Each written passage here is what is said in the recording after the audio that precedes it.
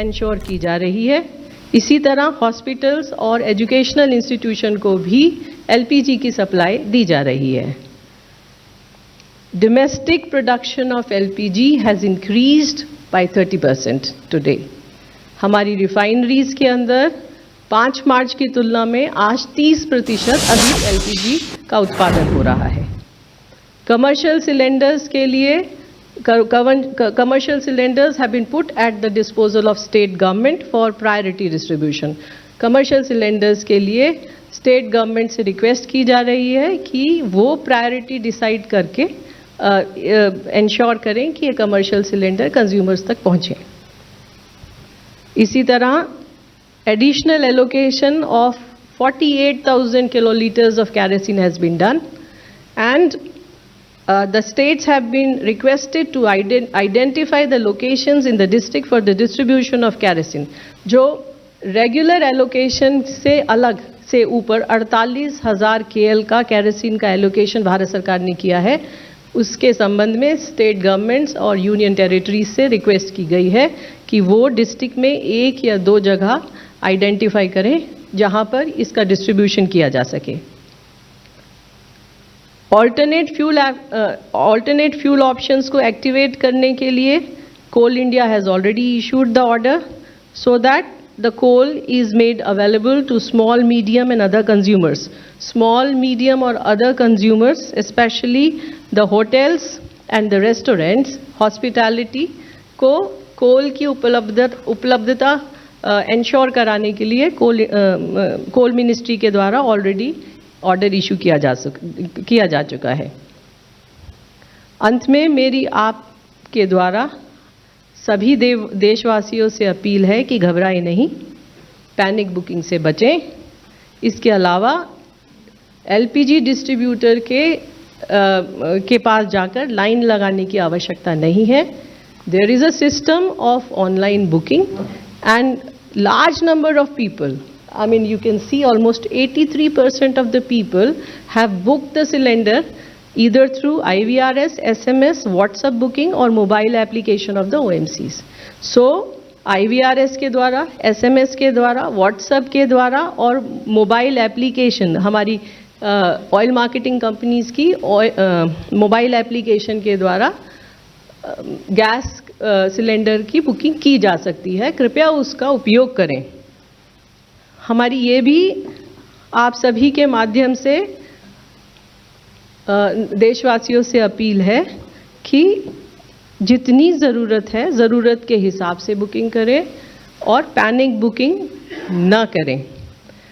And in the end I request the media to help disseminate correct information and rely on official sources so that unnecessary panic can be avoided. Thank you. धन्यवाद।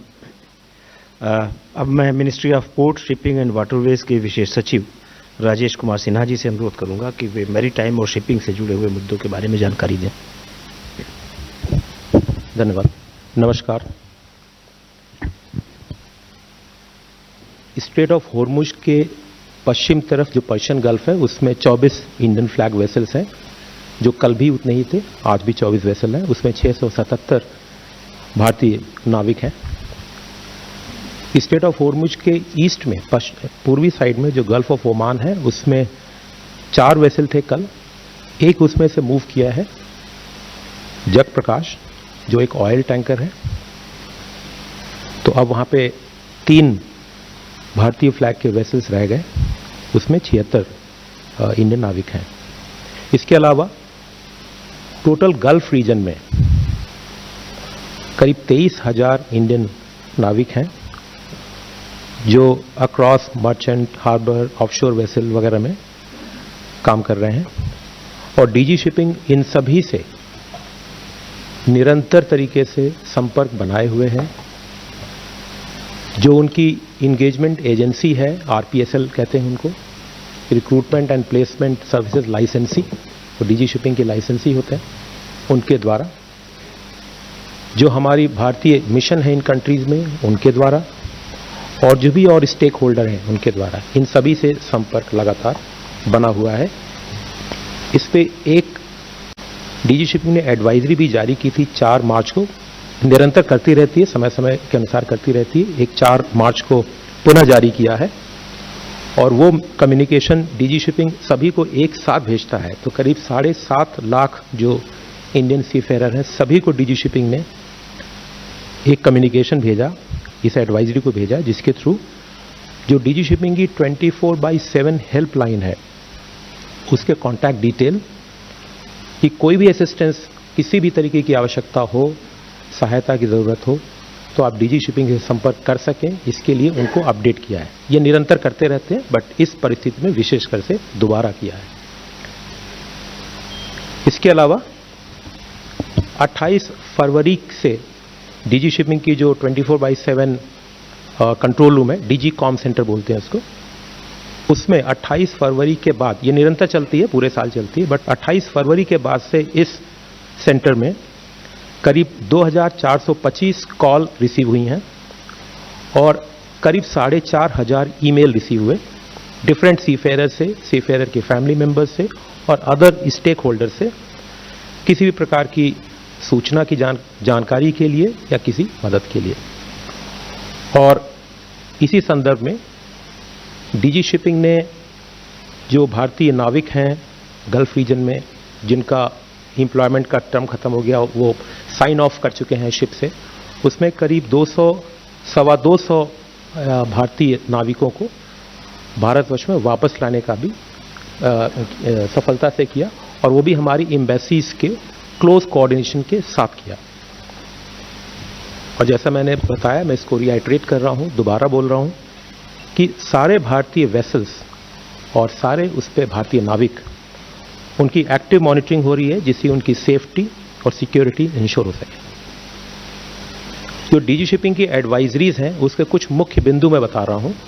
Detailed advisories हैं, सारे लोगों को जाती हैं, सारे stake holders को जाती है, सारे शिप ओनर्स को जाती है, सारे नाविकों को जाती है।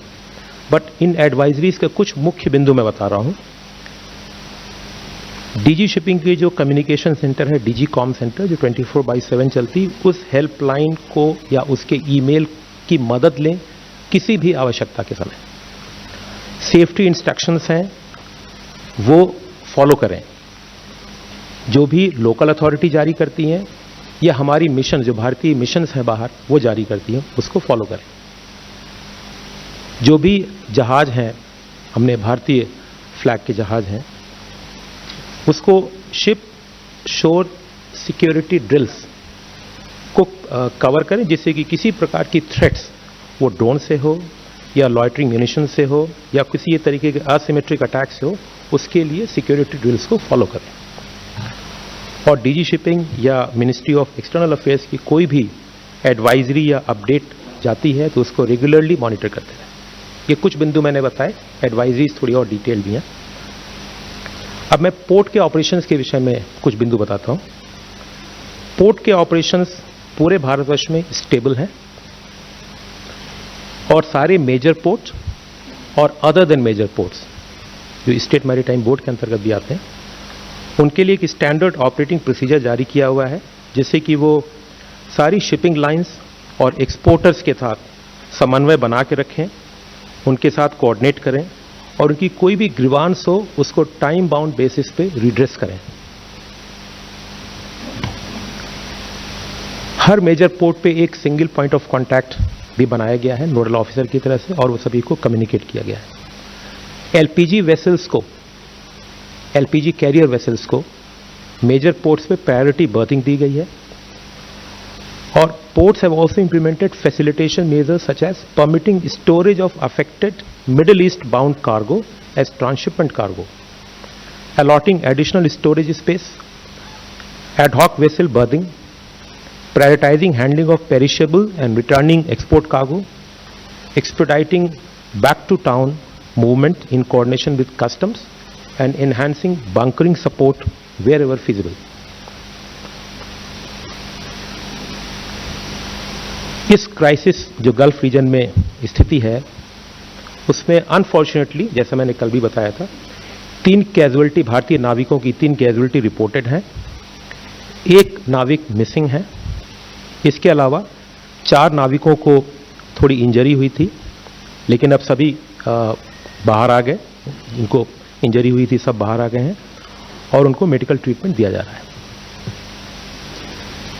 डीजी शिपिंग सारे जो नाविक हैं उनके घरों के, उनकी फैमिली से या उनके नेक्स्ट ऑफ किन से संपर्क में है। कल की ही बात है, हमारे एक बहुत सीनियर अधिकारी डीजी शिपिंग के, वो एक नाविक के जो एमईए ने कल ब्रीफ किया था, उनके घर पे गए, उनके परिवारजनों से मिले भी थे।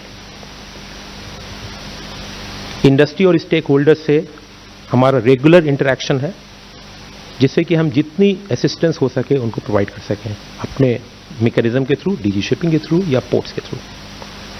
Authorities, ship managers and recruitment agencies are closely coordinating with Indian embassies and local authorities to ensure safety and render all assistance. Ministry of Ports, Shipping and Waterways, we continue to closely monitor the prevailing maritime situation in the Persian Gulf region, which is continuously evolving. Thank you. Thank you, Rajesh Sinha ji. अब मैं external affairs ministry से additional secretary XP Shri Randhir Jaiswal ji से अनुरोध करता हूं कि वो diplomatic and external affairs के पर्सपेक्टिव से कुछ जानकारी दें। Thank you, sir. We have continued our engagement and conversations with countries in West Asia. जैसा कि आप जानते हैं, कल हमारे प्रधानमंत्री की ईरान के राष्ट्रपति माननीय डॉक्टर मसूद पेज़ेश्कियान से बात हुई। प्रधानमंत्री ने अपनी बातचीत के दौरान हमारी जो प्राथमिकता है भारतीय नागरिकों को लेकर, उनकी सुरक्षा को लेकर, उनके हित को लेकर, इसके बारे में उजागर किया। साथ ही साथ उन्होंने जो महत्व है ऊर्जा और सामग्री के पारगमन का, इसके बारे में भी उन्होंने उल्लेख किया। प्रधानमंत्री ने गहरी चिंता जताई जो वहाँ पर उस क्षेत्र में जो सुरक्षा की स्थिति बनी हुई है उस पर, और साथ ही साथ जो हम लोगों की पोजीशन, जो हमारा पक्ष है भारत का, कि डायलॉग और डिप्लोमेसी यानी कि संवाद और राजनीति का रास्ता लेकर लोग आगे बढ़ें, ताकि इस मसले को, जो मसला है वहाँ पर जो कॉन्फ्लिक्ट है, उसको ख़त्म किया जाए जल्द से जल्द। आज कल विदेश मंत्री की, ईरान के विदेश मंत्री श्रीमान सैयद अब्बास अरांची जी से बात हुई और दोनों विदेश मंत्रियों के बीच में द्विपक्षीय वार्ताओं मुद्दों पर और साथ ही साथ ब्रिक्स के मुद्दों पर बातचीत हुई। We at the Ministry of External Affairs, I had told you that we have established a MEA control room which is functioning at speed. This was established on 4th of March, and till date we have received 900 phone calls and 200 emails. We've also observed that the number of queries, emails, telephone calls and emails have progressively come down, which means that people are less concerned about their families in the Gulf region. Obviously, because several of them, the transit passengers, stranded people, they have come back to India. As and when we receive queries in the control room, we do real-time hand-holding for people here. We patch them up with our mission and see to it that both sides have started talking so that the issue at hand can be resolved. Over and above, I would like to add that from Iran, we have had in the last few days, including today, 170 Indian nationals have crossed through the land border into Armenia. Several of them have come back to India, and others would be coming back to India over the next few days, taking commercial flight options that are available from Armenia to India. So that is